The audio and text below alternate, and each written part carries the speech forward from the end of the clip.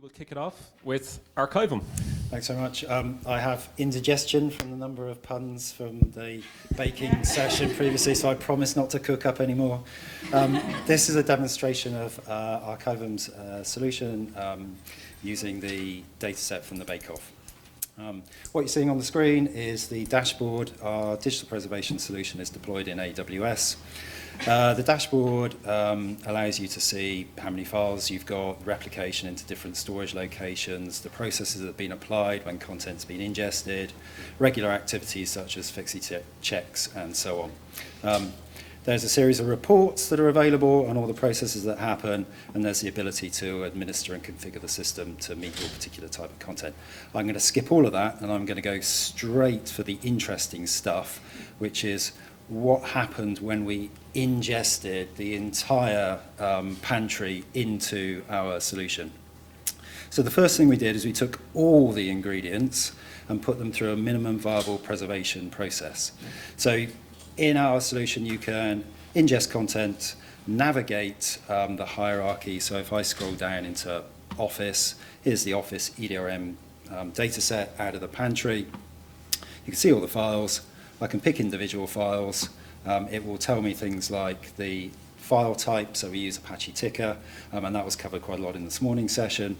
We also use that for metadata extraction, so characterization, and where appropriate, we'll use some of that metadata to also automatically populate doubling core fields so content is more easily searchable. So even if you haven't got metadata that describes your own content, we can extract metadata from the files and index and make that searchable. If you want more information on the processing that's been applied when content is ingested, then we have a full processing report that's available for each file. So I can pick individual files, ask for a report, and it shows you all the steps that the file has gone through. So metadata processing, indexing, integrity checks, replication. So we automatically create 2 copies of each file into 2 separate storage locations in AWS. We generate multiple checksums for the files, and we use those to measure and check ongoing fixity. And then there's a 3rd copy in Microsoft Azure for escrow. So 3 copies in multiple locations. So this is all kind of minimum viable preservation. So we've taken the files, file format identification, metadata extraction, checksum generation, replication, and ongoing fixity checks. And that's kind of like the basics. After that, it's possible to go a bit further. So we noticed that some of the files in the data set were zips. So some of the file format fun stuff was in a zip, building permit logbooks, big zip file, I think it's about 13 gigs in size. We can automatically and recursively extract content from zip files. So I've done that in this separate ingest. So you can see the files have been extracted from the file format fun zip, building permit logbooks. That contained a whole load of CSV files, spreadsheets, and a very large number of big TIFF files. Those have all now been extracted. They go through exactly the same process. So file format identification, checksumming, replication, and so on. So we've gone a little bit further than absolute minimum viable preservation. And that's kind of the starting point for saying, well, what do I really want to do next? You can see what sort of files you've got. They're safely stored. So now it's possible to do things like choose to put files through a full digital preservation process. So we integrate with Archivematica from Artifactual, and these guys will do a great bake-off, I'm sure, a bit later on to tell you all about Archivematica. The way we do things is we take files from our solution, feed them into Archivematica. Archivematica generates AIPs, including things like file format normalization. We take the AIPs back from Archivematica, ingest them into our solution, and safely store them. We've extended Archivematica to do file format normalization for Office files and email file formats. So the Office files, this is the version where it's gone through Archivematica. Original PowerPoints, docs, etc. have now been converted to PDF-A for preservation. Email, some of the email files. make sure I go back at the beginning of all of this. MSG files converted to EML, so an open email specification.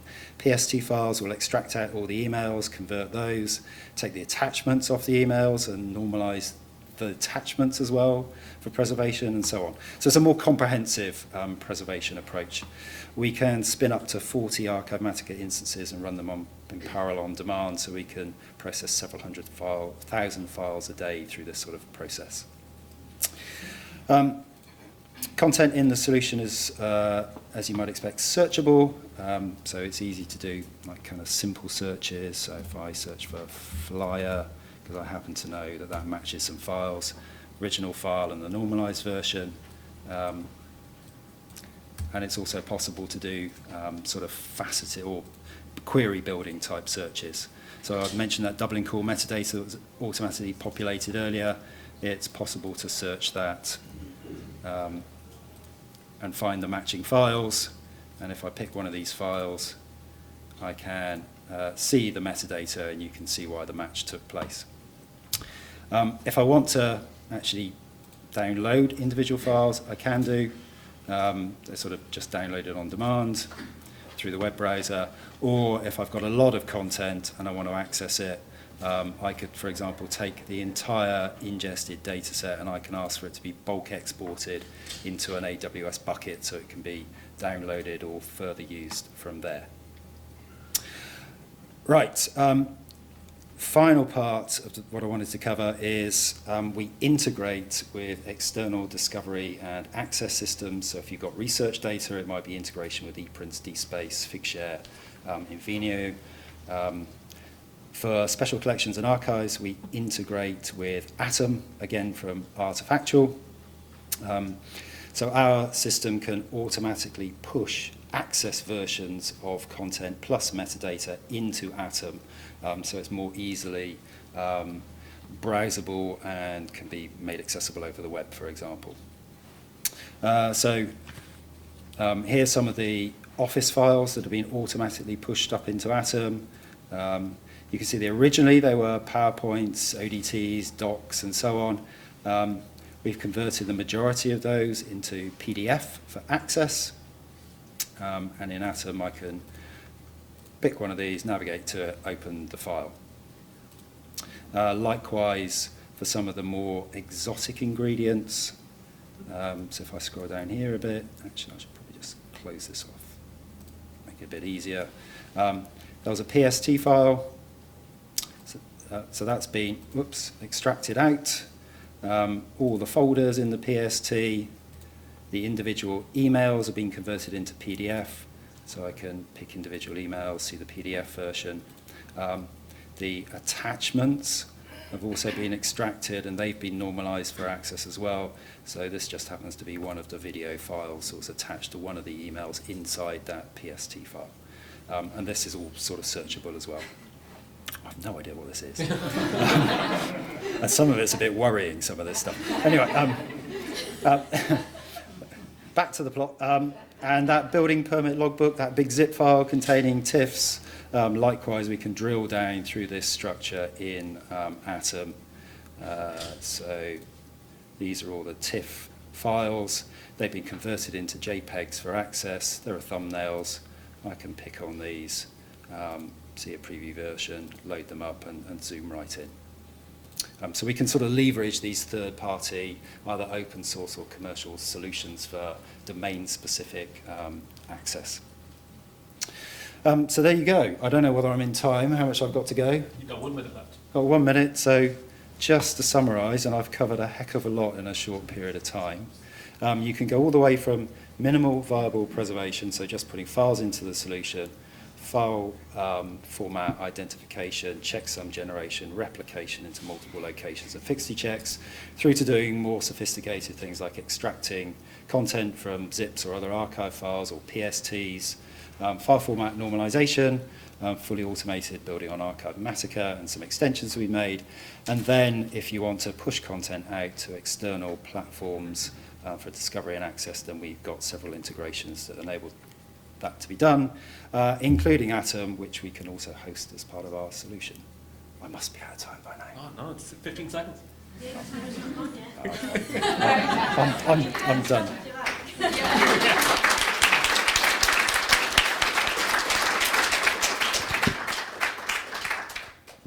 Thank you very much, Matthew. So we'll just give some comments now, and then we'll open it up to the floor for questions. So I'm massively impressed that you're able to do full end-to-end ingest and access round trip to Archivematica and then send out to Atom again in the space of 10 minutes. So that's pretty great. It's continuing on the trend as well from this morning, which I didn't think was going to happen, of tools that build on other open source tools. Absolutely. For anyone who wasn't here this morning, we had at least 2 that were doing that. So anyway, that's it. It's very impressive. Great stuff.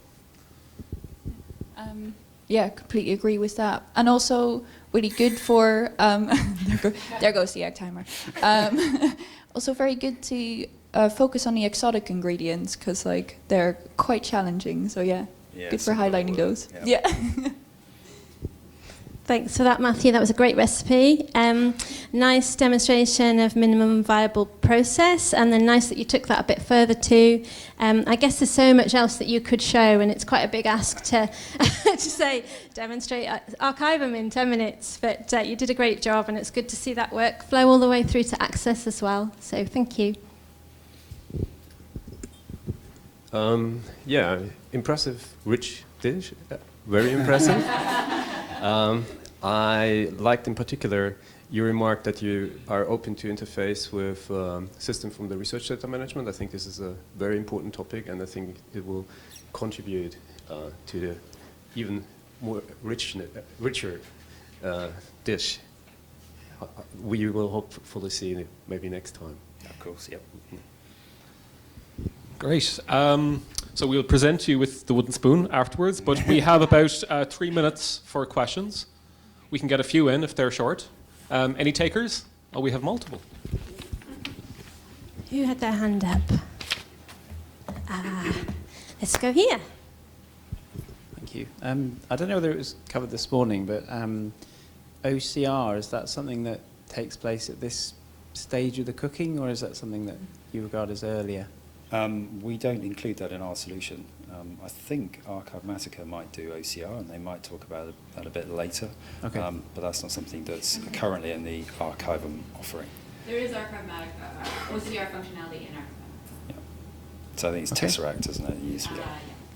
Thank you. And I think, did Ruth have a question?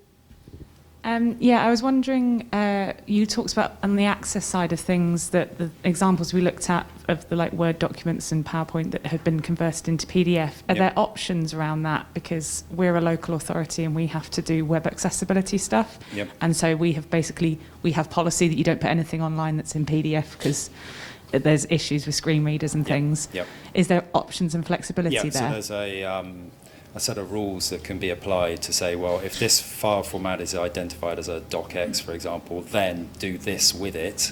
So run this tool to create this output format. And it could be, and what we do is we use LibreOffice to convert into PDFs. It could be converting it into something else. So if there's a tool that's available to do a conversion, then it can be plugged into this framework, a rules set up, so it does the sort of format conversions that you want, not necessarily the ones that are default out of the box. Are we out of time, Kieran? We have time for one more question. One more question. Hi, thank you. I was just wondering, how would you, can you integrate this recipe into your mum's cookbook? As in, can you put this in your physical catalogue as well? Can you put the two together? I suppose Archivum's solution is designed for digital content, data archiving, digital preservation. I suppose there are other solutions available for cataloguing, managing physical archives, of which Atom is actually one. So it could be that you use that to describe physical holdings, and then the digital content goes through the Archivum solution and then joins it in Atom, and that would be one option. But the Archivum solution designed to be digital. Good question. I think you deserve a free cake for bringing in a baking pun to that one.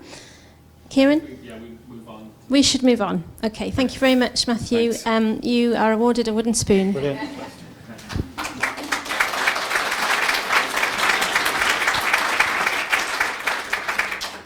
And it is a safe space for puns, so keep them coming. And next up is LibNova, the LibSafe. Okay. Okay. 10 minutes starts. Very good. I'm Antonio Guillermo. I'm the LibNova's CEO. This is what we are going to say today is the result of basically more than 14 years on working on digital preservation, the accumulated experience on building digital preservation platforms. In our offer, we include the three main areas, so pre-ingestion, proper ingestion and management, and also the access side of things.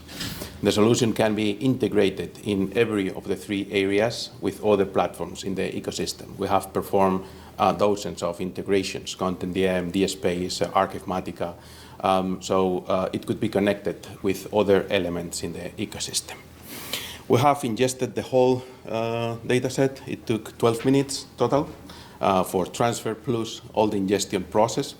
Nothing exploded, which is a very good sign. So if at the beginning nothing bad happens, everything else will go smoothly.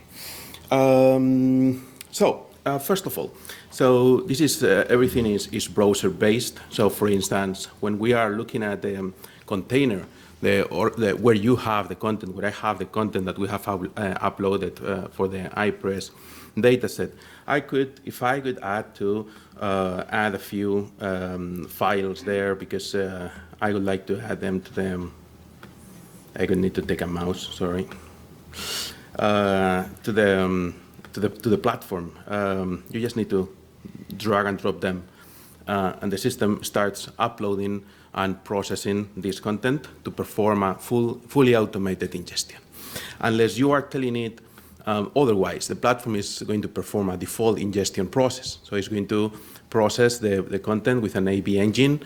It's going to characterize. It's a multi-characterization engine, but Siegfried is one of them, and it's working really good. It is also going to extract all relevant properties based on a rule-based approach. So it's using Tika, of course, to extract full text and content. But it is going to, based on the files it is finding, it is going to extract other information. So for instance, media info that we have been able to see today is launched when you are detecting a Matroska file, which is one of the files that we have in the sample set. So you will see that. If the browser is your thing, but this is sitting on top of S3, and you have a very convenient thing, that is that it is sitting on top of S3 storage or any other object storage that may be running on-prem, and you can work directly with this storage. So the platform is just a layer that is on top and not in front of you.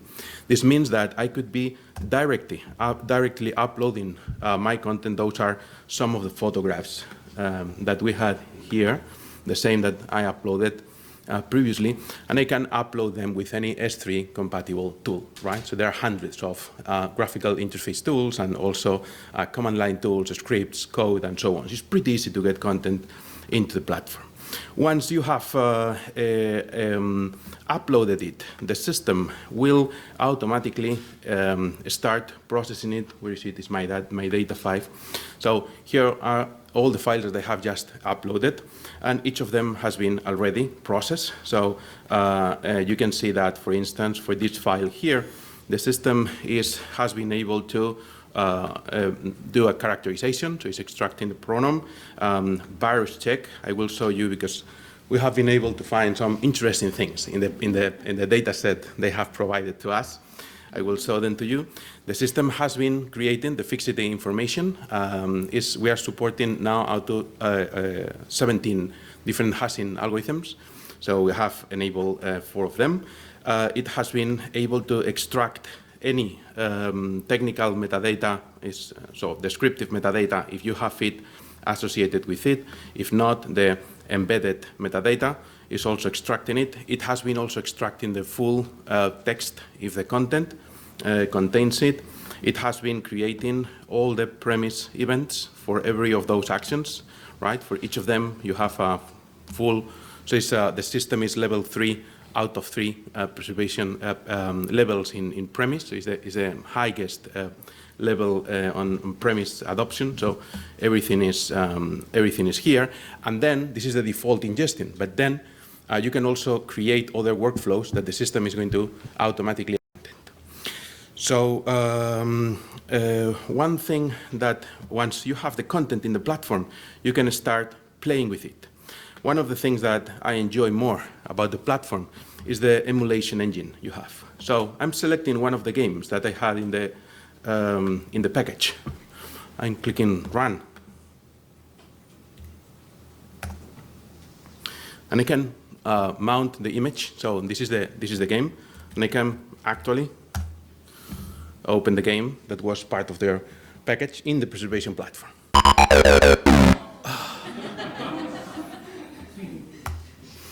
So I've been having some time sorry for that, playing with it. So really bad, but yeah, as we have more than enough time, so I will pay a little bit. Yeah, this is funny, but yeah, this is extremely useful. You are not modifying.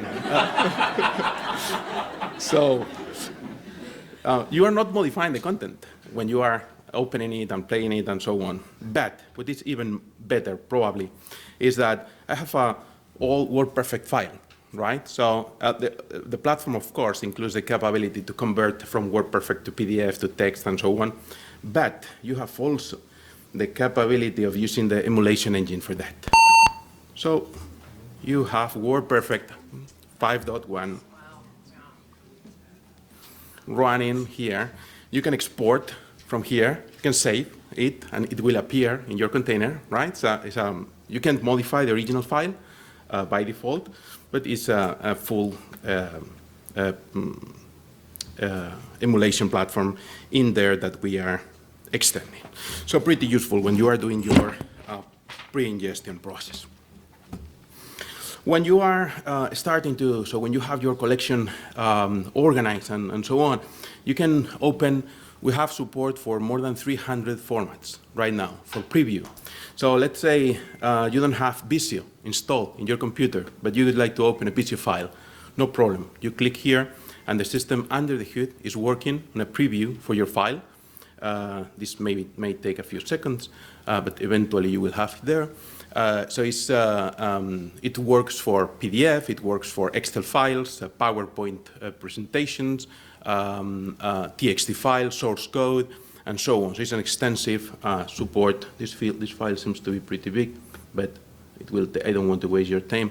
But, I don't know. Some of the ones that were included in an email message here, for instance, you can immediately open it.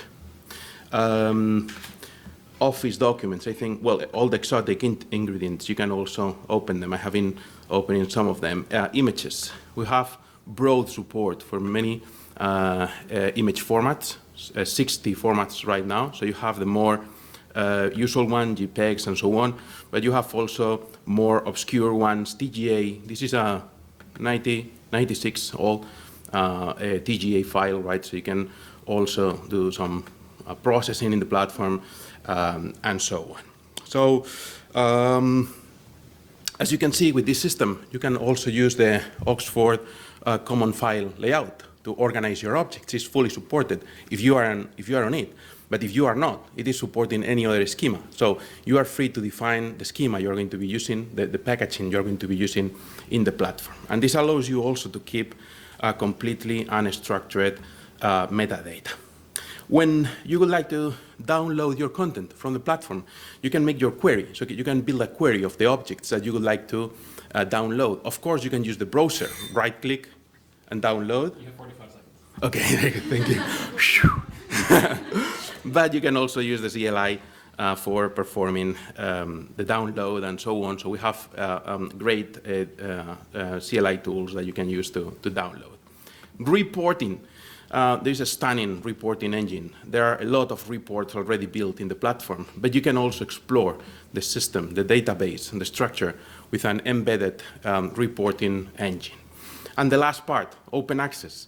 So we have, for instance, loaded the work file that was part of the, we have loaded almost every object. So this site is public. It's openaccess2.libnova.com. You can go and see it there. I'm loading a work file. So this was part of the data set, a simple work file, and I'm just opening it. We have full text support in the platform, so everything is indexed. We have IIIF beware with universal beware under the hood. IIIF version 3, so it's the latest version. It's already implemented. We have implemented the variants of the Library of Congress database. So for instance, I have this object here with this author, but I may be searching for a completely different way to write it, right? So this is the author. This is. We will have to stop there, unfortunately. We were very tight for time, but that was amazing. Thank you so much. You're welcome.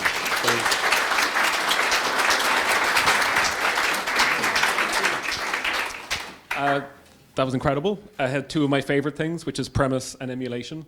I was not. Was that QEMU inside of the thing? Right. Yeah. Again, more integration of open source tools. We'd love to see it. So yeah, it was just a lot of fun. Well done. Thank you. Yeah, that emulation engine, chef's kiss. Woo, very good. There's some real Star Baker quality there, Antonio. Well done. I didn't know that game was even in there, but did you hear the sigh of nostalgic happiness when you opened WordPerfect? It's like, what a strange bunch we are. That was amazing. But yeah, well done. Thank you. Yeah, two things. Well, the emulator, great integration. We have to talk. I want to know how you did it, because it was really quick. So this is very nice, very nicely done. And the other thing I really liked is the S3 upload. You haven't tried to do something on your own, but use something existing people already use, and it's quite nice then, and quite easy then for others to integrate with you. So very well done. Thank you. So, oh no, we have to wait. Oh yeah, we can do the questions first. Yeah, you have to wait. Yeah. So do we have any questions on this wonderful presentation? Yes. Leif Pettersson from Sweden. Do you have a strategy to update and patch all these open source parts you have in your solution? We try to not to modify them a lot, but sometimes we need. So, for instance, we are using Clam AB under the hood for the antivirus engine, but it is pretty limited in some senses. So, if, for instance, it's going to stop scanning at 5 gigs size, and we have customers ingesting several terabyte files in the platform. So we need to modify it. So we expect that we modify it, and the thing we do is to basically we contribute to the code. In the case on Claim AB, this is now an option, and that was included like a year ago, and we were the contributors, for instance.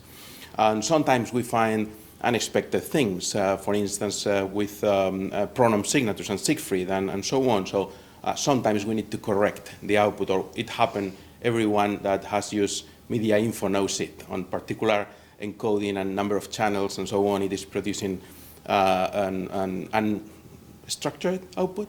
So you need to patch it and correct it. So this is, we may add a layer on top of it or not. And in addition to that, on every release, we are testing all those components, and if they are stable enough, we are updating them. So we are today between 1 day and 1 year behind the published versions, because sometimes someone publishes something, but it's not production ready. So we test it massively, and if the output is good, we include it in the platform.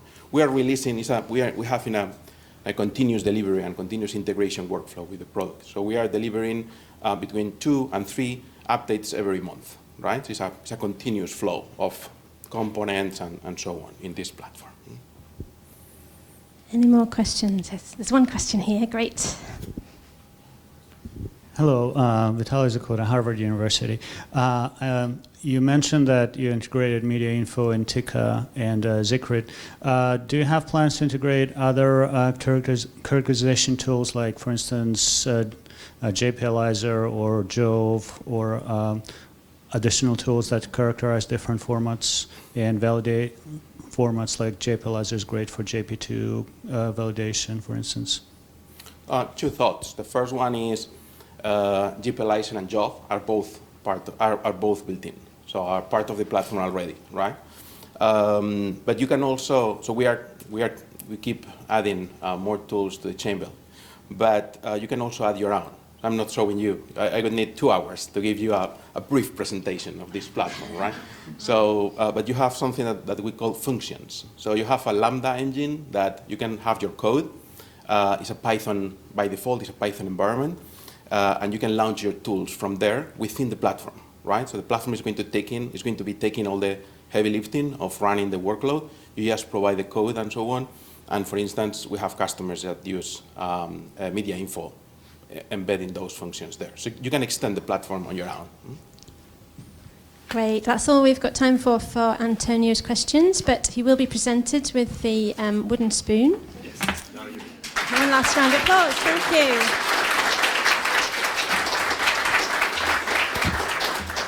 I just want to say as well, the 4 gig ClimAV thing, that was really annoying, so I'm glad that she fixed it. That was cool. So next up, we have Preservica. Hello. Hello, everybody. So we've got a team of 2 bakers here. So we've taken a slightly different approach. We haven't got something showing you the whole pantry. We're elevating a single ingredient. So we're going to give you something slightly different approach here. Yeah, but as before, all 3 courses, so it's only appropriate that we start with the starter. So Preservica Starter Edition, launched last year. It's a free entry-level digital preservation software. Go and download it. Really simple to use. This specific instance that I'm using is a kind of internal preview one, hence the banner at the top. But like, it's really, really simple. I can just drag and drop my data set into here, and it'll start doing the kind of pre-ingest and upload activities that you might expect, and many of which have already been mentioned already. So looking at the specific package, as Richard mentions, we've chosen a single video file. We've added our own seasoning, so we've created English and French transcriptions of that video, which you'll see demonstrated a little bit later.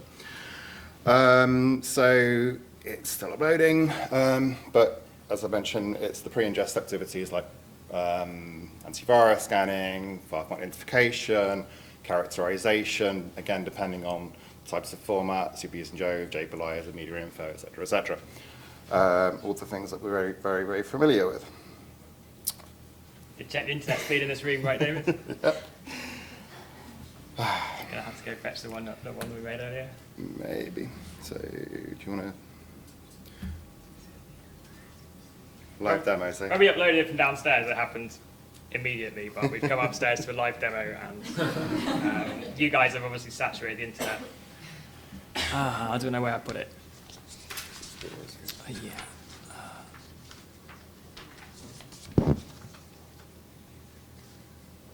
I'm gonna see if I can find the one that I ingested earlier when we were rehearsing this. And move it into the place where we can pretend that we just ingested it. And by the time I've done this, almost certainly the ingest will have completed, because that's what happens when you do these things.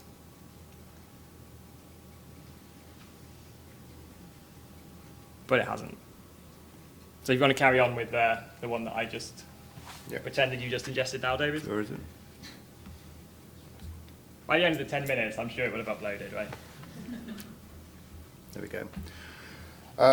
So here's our package of objects. So we can have a quick browse at the preservation history. We can look at the 3 objects that have been ingested. We can look at the advanced information, which will include the things like the checksums and the technical metadata that we've extracted. You can see very, very familiar metadata terms that you might come to expect.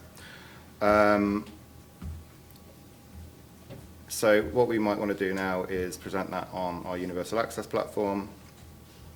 But at the moment, that file Again, using this instance of Preservica, we've turned off all the auto-migration properties so we can demonstrate those during this demo. So at the moment, we've got this the ABI file that we're not currently able to render. So. So what we've done there is we've tried to have our dessert before we've had the main course. So what we're going to do now is we're going to show you the main course. So the thing that we've added recently, or are adding recently, which is why we're showing this to you on an internal pre-release system, is the ability to change your migration rules for digital preservation, and then they will be applied to content that you already have. So what I've got here is I've got 2 migration profiles that we've set up, and if we just scroll down here, you can see the reason that hasn't applied anything on ingest is because I set this to do nothing, because I want to show it to you now and not downstairs when you weren't watching. So I'm just going to change this to use the other profile, and while that's thinking about that for a moment, I'm just going to go back up to the profiles here and show you what we've got in those profiles. So the do nothing one has nothing in it. It's pretty obvious. This one I just switched it to. We've said I want a new access copy to be made from this, and I want to use this set of rules which come from NARA to say what they think is a good idea to migrate things into. So for videos, that will create an MP4 access copy, I think. So that might have given that enough time to go through. It's not showing up on there yet. Yeah, so you can see that started a background process, which I can see now here. It's got a tick, so it says it's done it while I've been talking. So that means that I've been waffling at you for long enough. So if we go back over here now, actually, no, before I do that, I want to go back over here. So we should be able to see now, if I look at this asset now, so this is the same asset that David showed you a minute ago.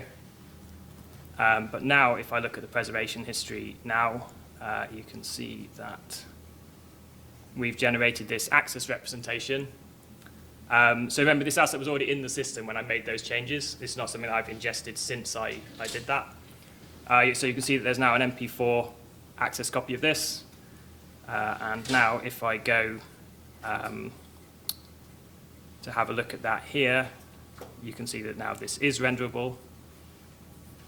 So if I can work out how to make the play button actually play. Are you sure you're on the Wi-Fi, David? What caused this was 6 inches of rain pretty well that fell in so a very short period of time, perhaps half an hour. Leaving a little, or taking it. It's not my computer, don't blame me. Right, so the thing that I wanted to move on to in the dessert course here, so if we refresh this now, this is the same asset that we're looking at.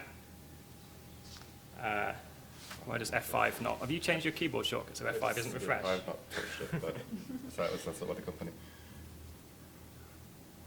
So this is the same video, but you can see that the seasoning that we added, we have this thing where we can render the transcript alongside the video. So if I'm playing this again over here, which should. What caused this was 6 inches of rain pretty well that fell in a very short period of time. Make that a bit quieter so you can hear me and not just the excellent narration. But you can see that if we click this, it's also changing where you are in the video and vice versa. As the video plays, it's moving through the transcript, and we can choose to see the French transcript here instead. Yeah, so that's kind of what we wanted to show you. We've gone for a simple, refined dish rather than the whole pantry, so hopefully we've left enough time for you to ask us things that particularly interested you. Thank you very much.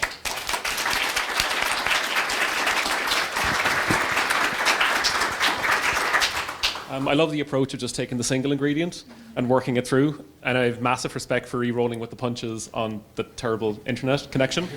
And I suppose just as a former audiovisual archivist, I love the care that you've put into actual subtitle tracks and display and it's way more advanced than I thought some of these systems would be doing for video. So fair play. I love that you had a backup plan. So this morning, in our morning session, they referred to that as the frozen ingredient. So well done, well done. Yeah, nice work. It looks like a really nice, clear interface. I was really impressed by the look of it, actually. And a lovely example of access with the transcript and the subtitles in different languages. It's fabulous. Thank you. Yeah, the new UI, the web UI, looks really great. Haven't seen it yet. And can you link directly into the transcript? Like, can you link to a certain state? What, externally, you mean? Yes. No, I don't think so. Oh, that would be nice. That is something that if I built my notebook up that I've taken notes in this week, I might write down in there. That's a decent suggestion, but I don't believe we can currently do that. Oh, my. Well done. Well done. We might have like a little bit of extra time here because they came in 2 minutes early. So, any questions? I'd love questions from the back, because I need the exercise. No? Anybody? Or questions from the front would also be welcome. Very quiet. Emily. Sorry, am I correct in thinking that the transcripts were auto-generated, or that you can auto-generate them, or was I?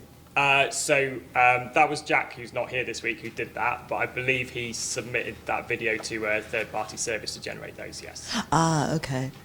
Sorry, do you mind if I ask so can you then, I assume you can then edit the VTT file and then put it back in if you don't agree with the transcription, or? Yeah, there would be a way to do that.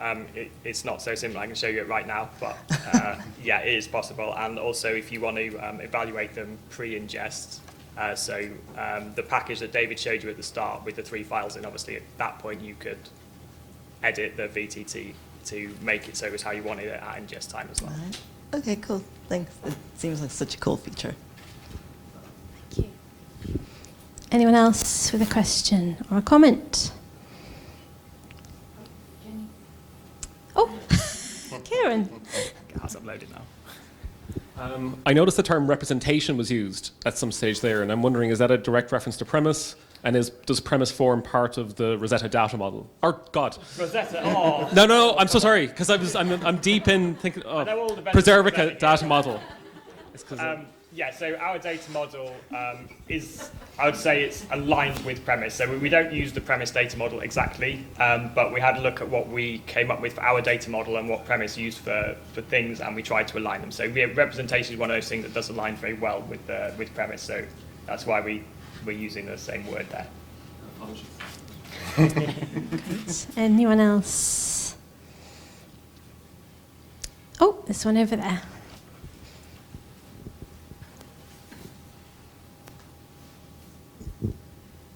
Thanks very much. It's great to see. I'm Andrew Woods from Harvard. So it seems like it's very file-based, and I think many of us are dealing with complex digital objects, and I'm just curious in terms of the data model or how that's represented here. So actually this is a really good example where it isn't file-based, because if we look at, how do I right-click on your machine, David? Yeah, just press it. David showed you at the start that it was a package which is built of 3 files, and that's the video and the 2 VTT files. And they, come on, they make up the single object that we're looking at here. So you can see this is a single asset that we're looking at in the starter view, and you can see that asset has all 3 of the, we call them content objects. It's easier to see if it actually manages to load it in here. Yeah, so exactly the question that you're asking is essentially what we do. So we have a way of identifying or saying when you ingest things, this is one asset, which we've done here, and we have some what we call representation formats where we'll evaluate what you have put in a multi-part asset and identify that it's, in this case, a video with subtitles, and then that's what we use to determine the renderer that we show you.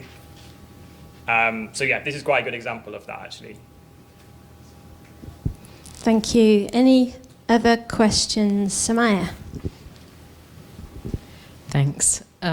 So I'm curious to know how you separate your main courses and your desserts, particularly when there are chefs in the room of your organisation that want to make sure that your main course is kept very secret within a dark archive and not, and for an exclusive bunch of dessert. I'm going to stop running with this, but to keep your dark archive and your public access quite separate and aligned with cybersecurity. You probably knew I was going to ask a question like that. Yeah, I mean, obviously what we've set up today is a demo that has all the open functionality so we can demonstrate it all the way through. But, you know, security is fundamental to any digital preservation system. Preservica's absolutely got that at their forefront. So, I don't know if you're able to demonstrate. So I was going to show that storage settings allow you to store different representations in different places. So I'm not going to actually save this because I don't want to mess up the storage on this system for everyone else who might be using it. But you can choose to have your storage different for the different representations. So you can have your so typically we've got people who have preservation copies that they will store on some internal or secure storage, and then they'll store their access copy on S3. And even for internal users, obviously you can set different roles and policy groups that can be applied. So, you know, an FOI researcher might have different levels of access to just an archivist, for example, and vice versa. Great. Thank you very much to David and Richard. And I think, can we give them 2 wooden spoons? Have we got enough? Yeah, I think so.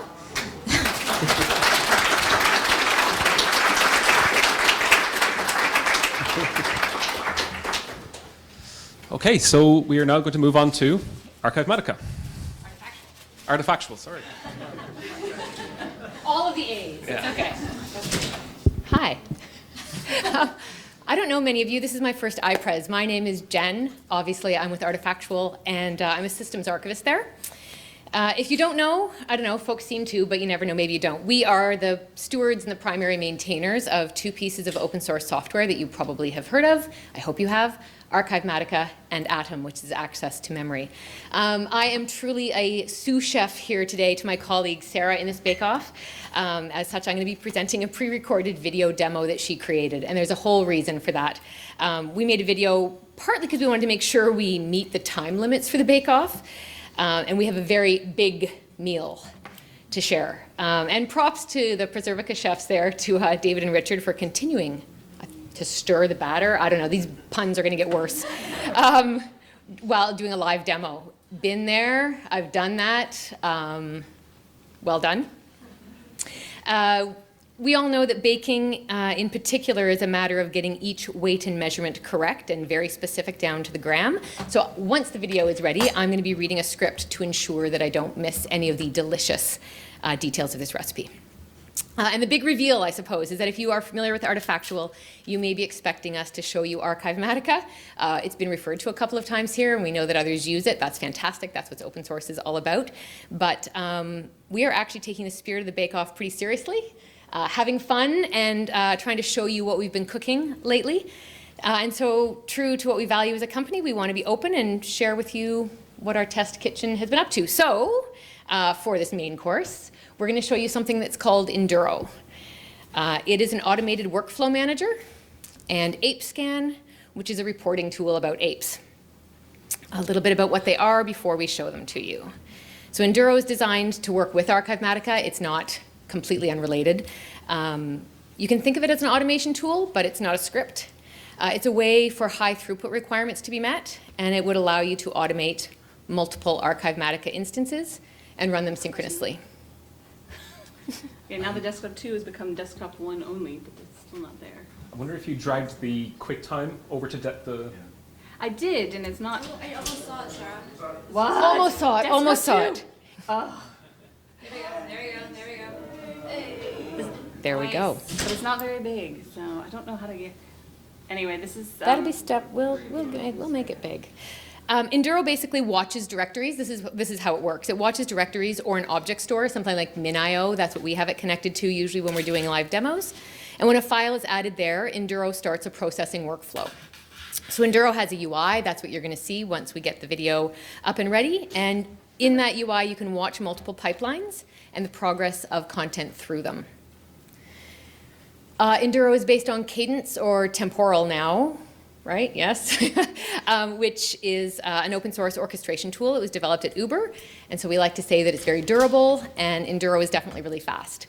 It was interesting hearing Antonio's time for the upload bit. I have to admit that my colleague Santi, who's one of our DevOps engineers, did the processing work for us that's showing up. He didn't make the video, but he ran all the content through.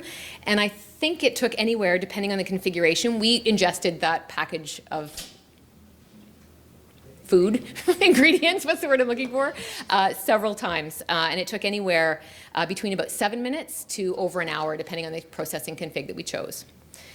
A little bit about ApeScan, just what it is. It provides a more in-depth reporting on Archivematica apes. It was inspired partly by Tessa Walsh's work with Met's Flask, if you know that. Also Ross Spencer's work around downloading the Met's file functionality in Archivematica, which was a few versions ago.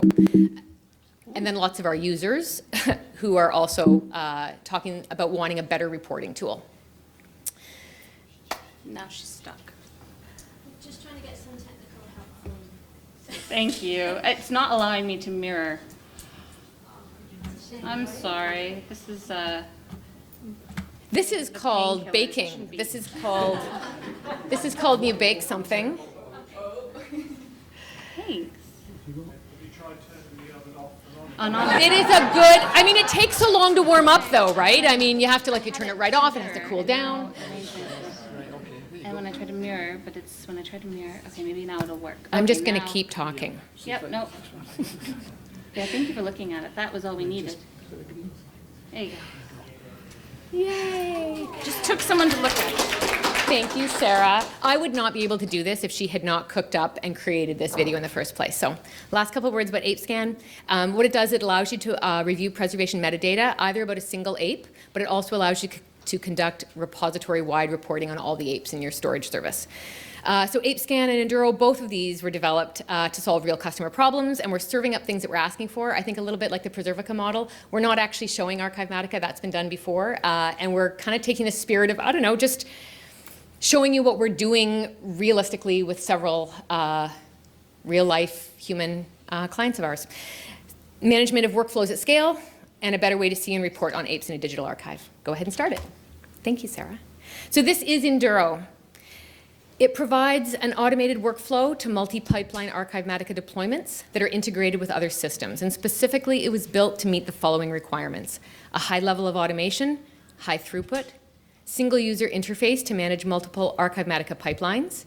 It also has the capacity to deal with issue resolution and error handling capabilities. It has a high fault tolerance, and you can add additional workflows for pre-ingest or post-ingest functionality.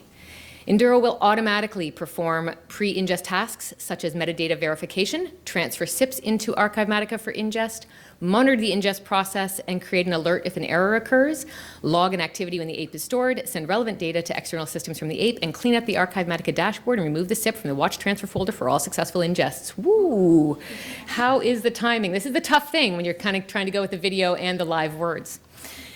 Enduro allows you to search a few different ways: by a package status, the name, or the date that it was processed.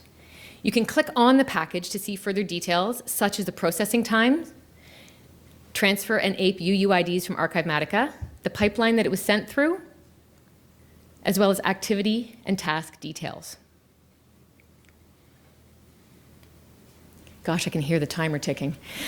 These are the error and warning messages. They appear at the top, as well as under the activities list for really specifically where each error has occurred. You can also do bulk actions, such as launching batches of SIPs for import. And you can do bulk error handling operations, such as retrying all packages with workflow errors. And you can also investigate in Archivematica any currently processing SIPs or look at logs for any failures. And once the apes are created and stored, we can report on them and investigate them using ApeScan. Ta-da! ApeScan. So ApeScan was developed to provide a more in-depth reporting solution for Archivematica users. The way it works is that it crawls METS files from apes in the Archivematica storage service, and it generates tabular and visual reports about repository holdings. It's designed to run as a standalone add-on to Archivematica. It works by running fetch jobs to crawl and index METS files.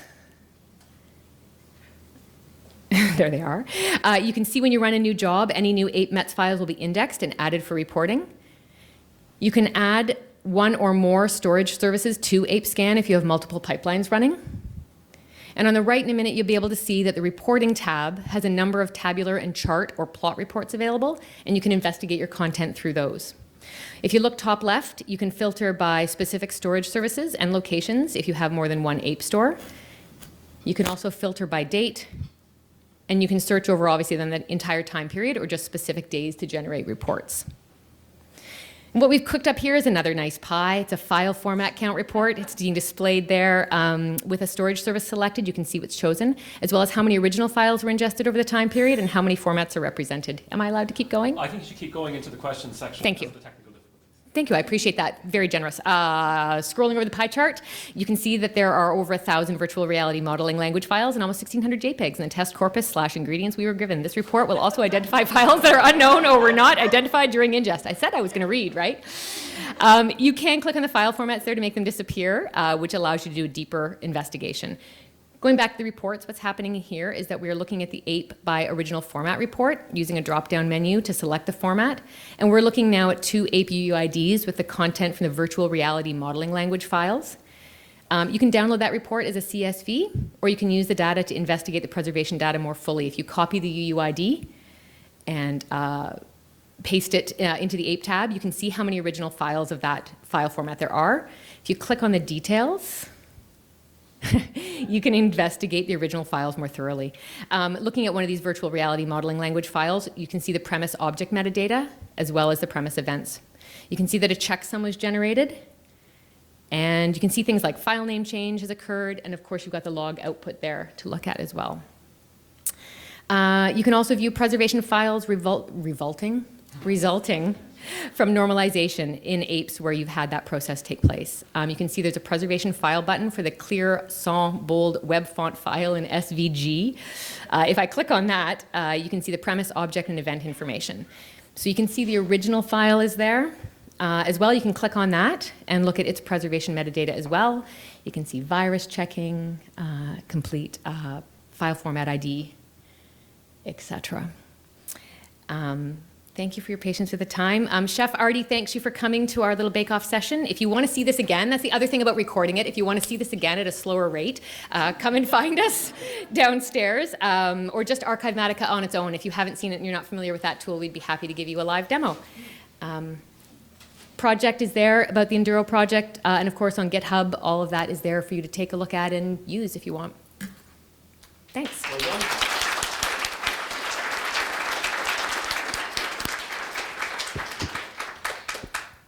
One of the things I loved about that is like METs and premise are all great, but if we're not actually harvesting them and making them easy to look at, other than going through tens of thousands of lines of XML, what use really are there in the grand scheme of things? So I think that's absolutely wonderful. And also just, I just take my hat off to you for powering through all the technical difficulties. So fair play. Yeah, thank you for showing us your test kitchen. Very well done. Also impressive how many puns you were able to get into that talk. I had time. I wasn't sure what order I was going in, so thank you. And the aprons, very nice touch. Let us know. We have a couple of extras. Oh. Is that called bribing the judge? Yes. Not for you. I'd love to get a picture of you in your aprons in a moment, if that's okay. But yes, full marks for the aprons. It's good to see you really embrace the challenge. It's good to see Enduro. It's lovely reporting, really impressive tools. So it's really good to see that. And as you know, this is very much a pie chart friendly zone. So well done on including that too. And I also think that, is it Frank at the back? He should get a wooden spoon as well for actually fixing our problems. It just behaved itself as I arrived. You did nothing, okay. Very, very nice. Nicely done. You're a really fast talker. This was really impressive. And I think the most impressive thing is actually this, that you published it on GitHub. So it's available and people can look at it and improve it. And I hope people contribute to that project because it's great. Thank you. That's part of what I wanted the questions for, is like we want the feedback. I think that's the way. Publish it. Thank you. So, round of applause for Artifactual.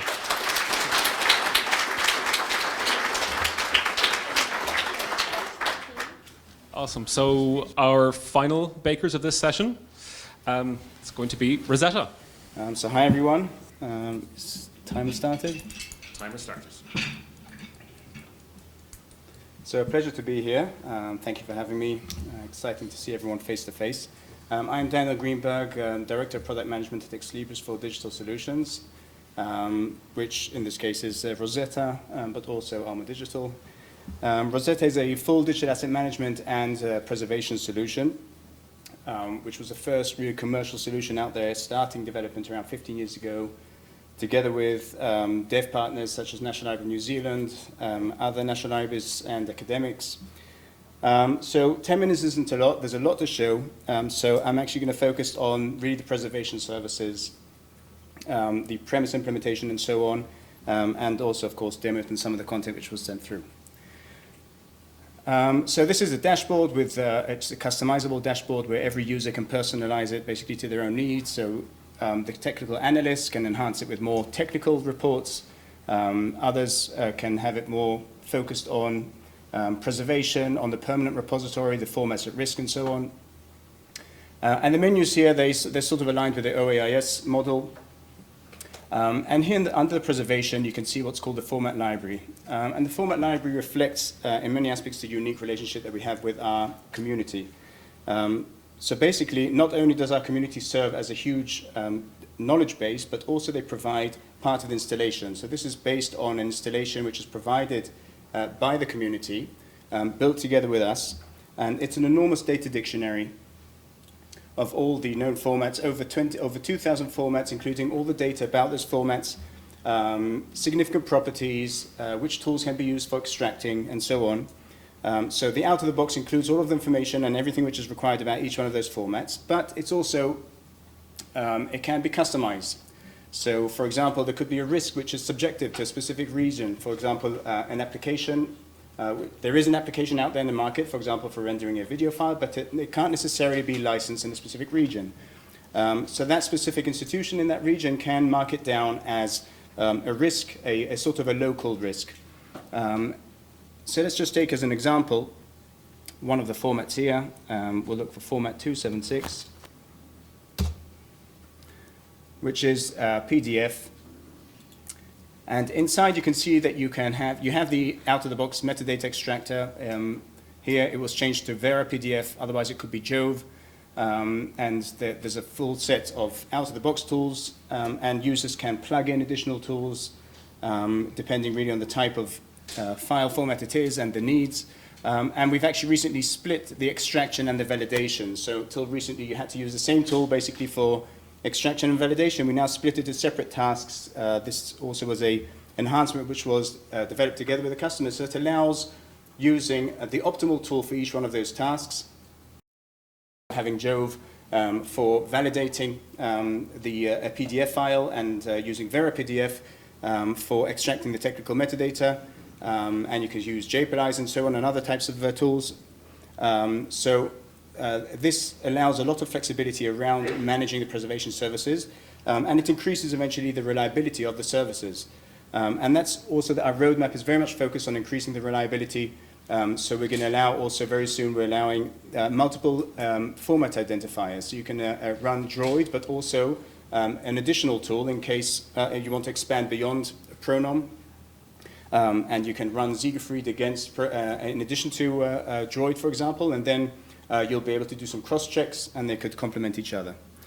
So, so really our work with the customers is really a bit similar to sort of come dine with us from that point of view.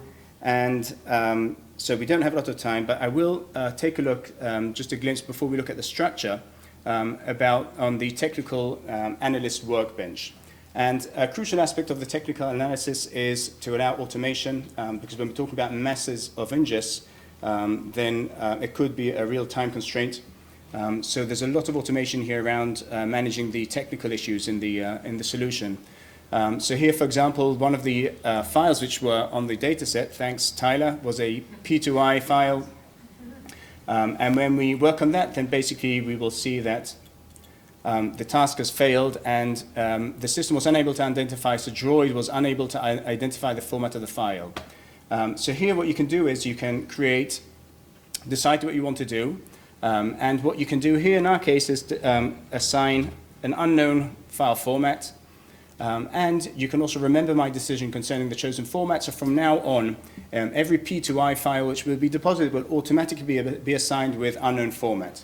Now everything, all the metadata, including descriptive, all the administrative metadata and descriptive, it's all indexed in the system, fully indexed.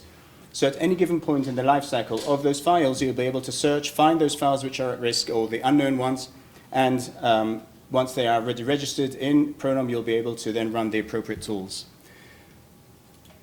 Similar to another type of file which had an issue here, which was from the file format fun. We'll work on it, and here we will see that it was there was incompatible, the format itself with the file extension, which is doesn't necessarily mean that Droid did a good job here, and they might have misidentified the format. But in any case, the system flags such a situation where there's a discrepancy between the signature file and the extension, and then you can make a decision what you want to do, whether you want to keep the one which was identified by Droid, which is 111, or you want to manually assign a different one, and here too you can remember my decision and create a rule. So, now, what I did here is, beyond preserving the actual content itself, I also preserved the structure of at least part of the content that was provided as part of the data set. And this is a huge upgrade that we did to the data model recently, together with the customers, called structural IEs, basically understanding that the structure and the relationship between the different entities in the system are a crucial aspect of preservation. So we're applying a premise data model onto the structure itself and not just the files. And there's a lot to talk about that, but that's really, we can just see a glimpse of that here. We can just see a brief report just to see what the structure looks like. And structural A's report, and here you can see the whole structure, and these are actual intellectual entities. It's not just a sort of collection. So if we go and look, just see briefly what that looks like here, then, sorry. If we take a look at this intellectual entity in the permanent repository, we can see that it has, in the relationship section of the DNX of the premise, it has 3 child IEs, and then you can drill down to the, for example, go down to the PDFs one, and here you can see eventually a content IE, which can be viewed. Here specifically it's being viewed with the universal viewer, which is also upgraded to presentation version 3, so it can display also non-visual, non-image sequences. So this PDF specifically also, it's quite interesting to see that we have under the, in the metadata, we will see that there is, I'm sorry, let me just,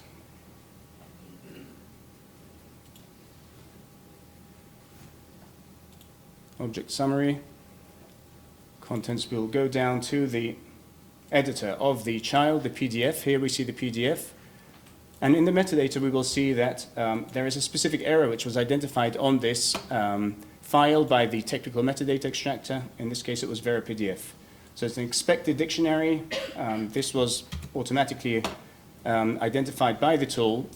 And if we'll take also the file format, which in this case is format 276, we can now run a preservation plan. And again, there's not enough time. How much time do I have left, by the way? You have 1 minute. 1 minute, wow. Okay, so I'll just show the indexing capabilities here. You can actually create a quick preservation set based on iPres 2022. And I'll just show how you can create it based on any indexed parameter. So we have the error ID, which we just, the error message, which contains, oh, it had the word dictionary in it, I believe in it. Search. We have all those PDFs, that's quite a lot. We'll add to that. We can sort it by IEP ID, so we can just take the latest. Let's remove that.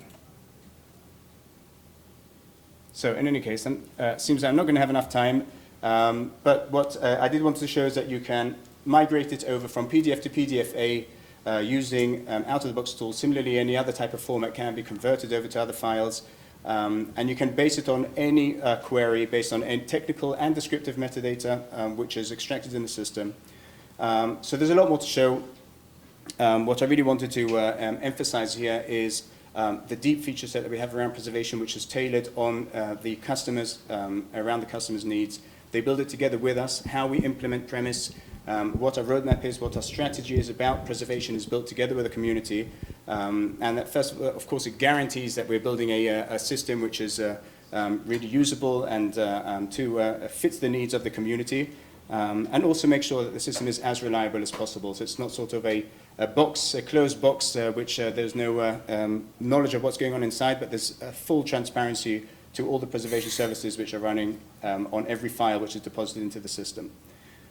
So that's it. Thank you very much. Round of applause, please.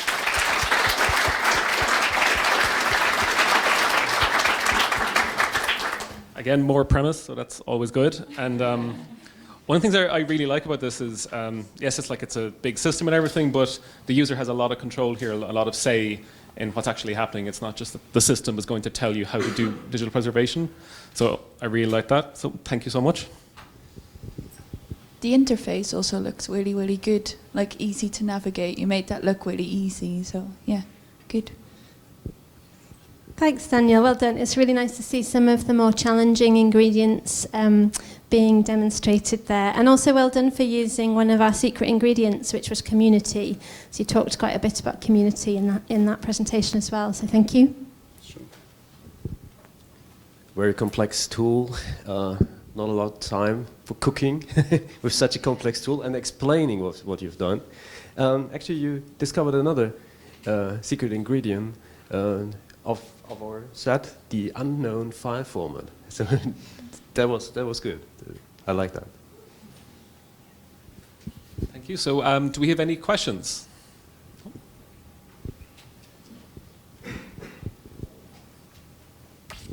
Hello, Vitaly Zakota, Harvard University. You mentioned logical entities. I was wondering if you could just quickly explain how do you deal with complex digital objects that have many kinds of files, not even specifically something that's already a container when you ingest it, but it's a complex entity and you want to ingest it as such. So here too, there's a lot of flexibility around the data model, and you can decide how you want to encapsulate those multi-parts. So it could be either be just a single file, and you just count on the different tools to know how to render it, or to otherwise you can actually split it to the multiple components, and then you can have a structural map, which would create the connections between all of them.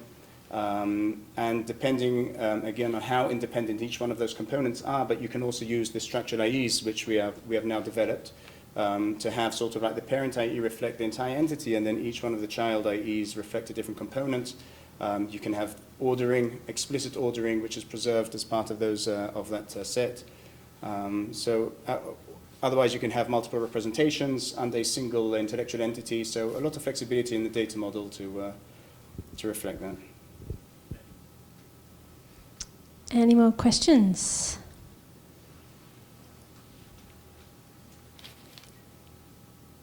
No, I can't see any hands. Oh, Kieran. I have a question about the structural intellectual entities. And do you feel like it's perfectly compatible with the actual premise data dictionary, or did you kind of have to improvise a little bit and say it's loosely compatible?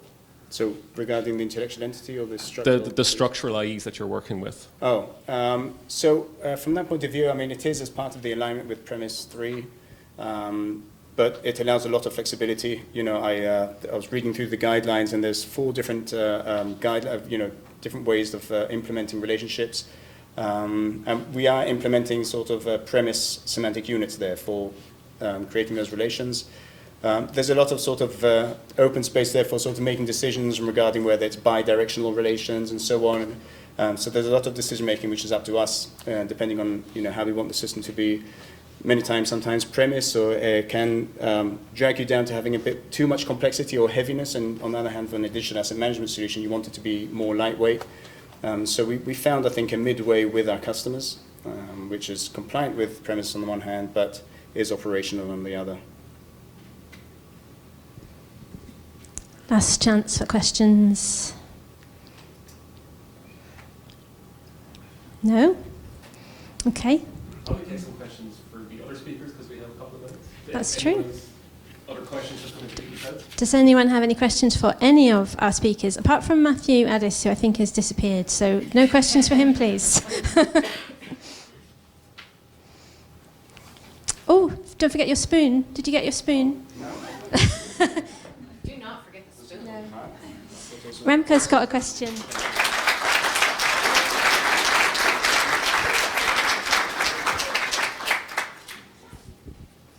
Yeah, hi. Perhaps a question to all presenters. Remco van Veenendaal, National Archives, especially since Klaus is on the jury. I arrived a bit late, so perhaps this question has already been asked. But I was wondering, for all these systems, since emulation is starting to emerge as something that is really working and that you can start adopting, how do these systems integrate with emulation? Since most of them are focused on migration, conversion, etc., normalization. Are there any improvements there? Any opportunities? So I don't know if you saw Antonio's presentation. Perhaps you missed that one, but I'll pass it to Antonio first. That's right. So we included emulation. So the platform is now keeping both approaches. So you can apply transformation for objects, so you can convert from one format to another, and so on. So you can also do single to multi files, or multi to single type of format conversion. So think about DPX, for instance, to, I don't know, Matroska, for instance, a container. You can do this kind of conversion. And then we are adding, in a month and a half ago, the emulation engine. So it is capable of emulating. We have now 6 kernels integrated. We have Rihanna SnakeMake for scientific data, reproducibility, and so on. So you can run Rihanna workflows in the platform. We are adding, 3 more emulation for different types of software. I opened an MS-DOS WordPerfect 5 in the platform that was there, and a file and so on, so during the presentation. And we keep adding things. We are extending it. So it's the first iteration of 5 phases. So we keep adding, we keep growing.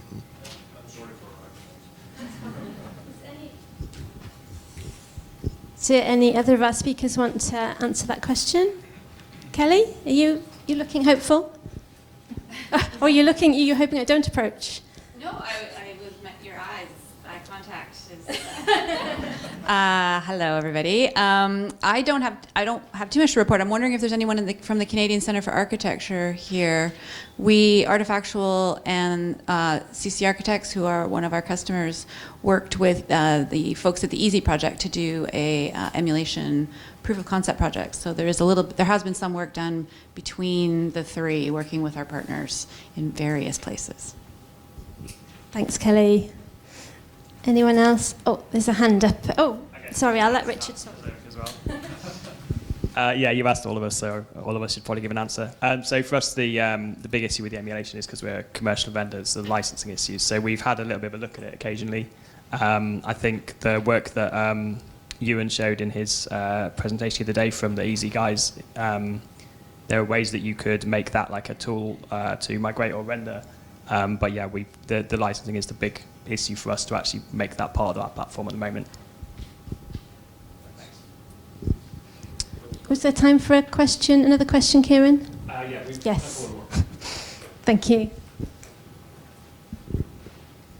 Hi there, Graham Purnell, National Library of Scotland. I was just wondering if your emulation engine concentrates on 68K, or if it deals with other kind of processor architectures, things like M68K or Amiga emulation, because an Amiga emulation requires a proprietary kickstart ROM as well as the software.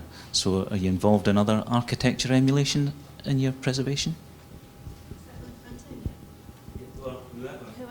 Who wants? Antonio. Thank you. Yes, so we are not emulating Amiga things and so on.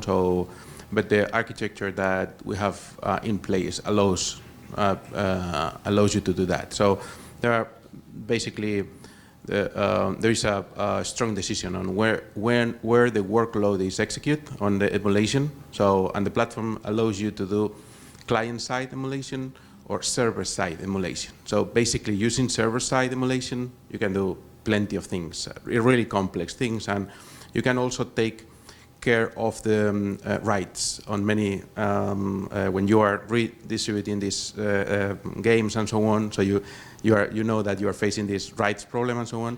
With the server-side emulation, you can handle it also.